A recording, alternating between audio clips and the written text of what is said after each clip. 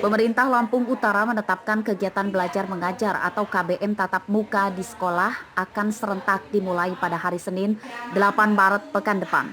Hal ini dikatakan oleh Kepala Dinas Pendidikan Lampung Utara, Mat Soleh, pada Selasa siang usai menggelar rapat tertutup di kantor Bupati setempat.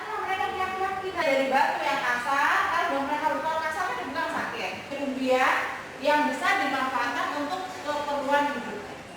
Penetapan siswa kembali masuk sekolah ini karena angka penularan COVID-19 di Lampung Utara telah menurun drastis. Pada 1 bulan pertama, siswa masuk sekolah masih dalam tahap uji coba. Jika hasil evaluasi tidak ada guru dan siswa sekolah yang tertular COVID-19, maka kegiatan belajar sekolah akan dilanjutkan.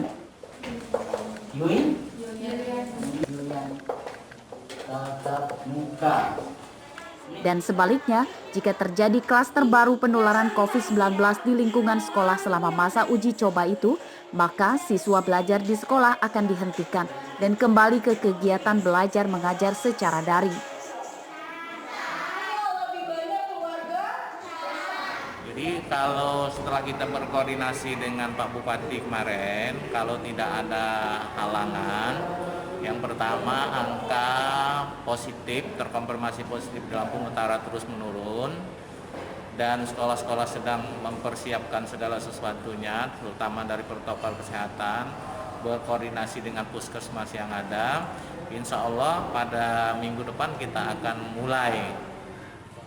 KBM tatap muka yang dimulai pekan depan itu akan menerapkan protokol kesehatan secara ketat. Selama masa uji coba KBM tatap muka, pihak sekolah tidak memberikan sanksi kepada murid yang belum diperbolehkan orang tuanya masuk sekolah karena khawatir tertular COVID-19. Ardio Haba melaporkan dari Lampung Utara.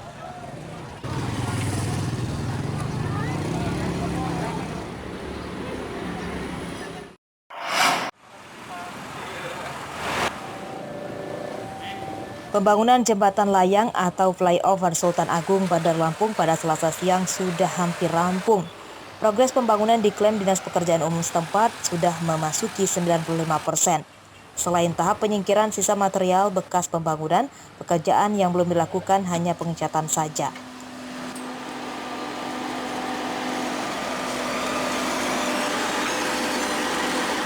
Kepala Dinas Pekerjaan Umum Bandar Lampung, Iwan Gunawan, mengatakan flyover ditargetkan dioperasikan pada pertengahan bulan Maret ini.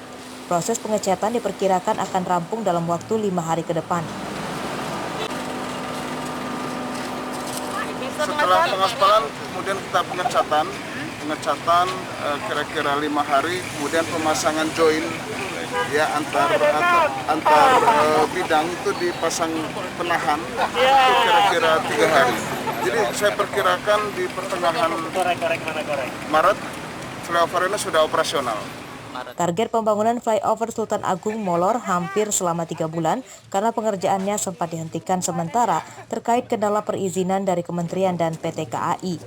Pihak Pemkot Bandar Lampung awalnya menargetkan pembangunan flyover ini akan jadi pada akhir 2020 lalu.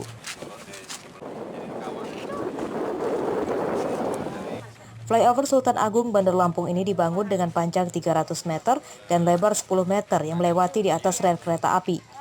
Total dana untuk membangun flyover ini sebesar 35 miliar rupiah yang dialokasikan dari dana APBD Bandar Lampung 2020.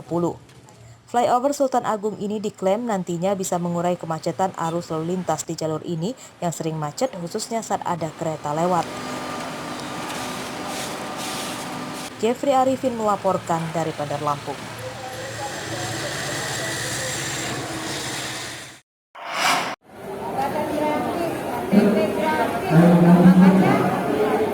Wali Kota Bandar Lampung Eva Dwiana Selasa pagi menemui warga yang sedang antri mengurus dokumen kependudukan di Gedung Pelayanan Satu Atap Pemkot Bandar Lampung.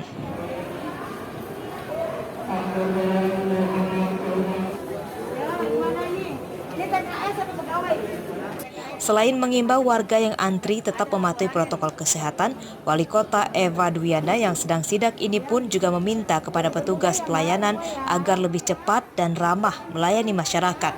Amin.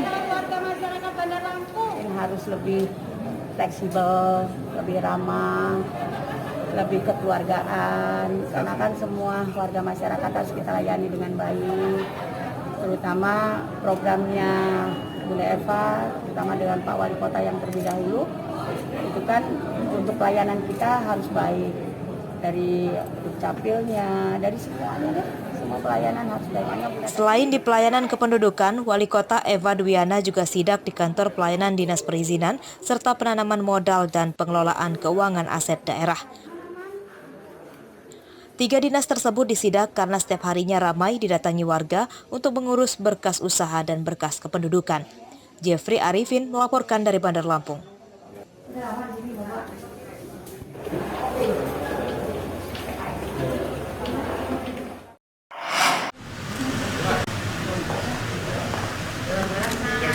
Bupati Lampung Selatan Nanang Ermanto menyatakan tidak ada istilah 100 hari kerja atas kinerjanya bersama Wakil Bupati Pandu Kesuma-Dewangsa.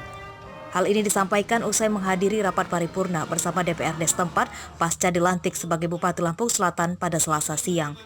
Tidak ada lagi kata 1, tidak ada lagi kata 2, tidak ada lagi kata 3. Kita tetap bersatu bagaimana memajukan Kabupaten Lampung ke depan yang lebih baik lagi. Nanang mengatakan tidak menargetkan 100 hari kerja karena jabatan bupati tersebut merupakan periode kedua atau melanjutkan dari periode pertama. Meski tidak ada target, penilaian tetap dilakukan dari hasil kinerja pada kepala dinas dan kepala badan bawahannya. Kami nggak bekerja 1 hari karena jabatan kami 5 tahun. Ya, kami bagaimana 5 tahun pertanggungjawaban kami itu yang harus kami kerjakan.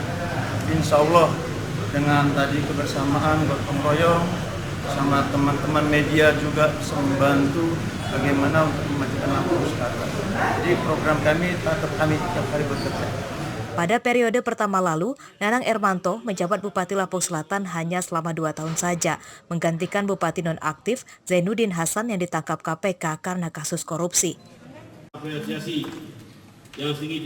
Pada periode keduanya ini, Nanang menjanjikan akan memperbaiki infrastruktur jalan dan mengembangkan sektor wisata yang memanfaatkan sebagai wilayah pintu gerbang keluar masuk Pulau Sumatera.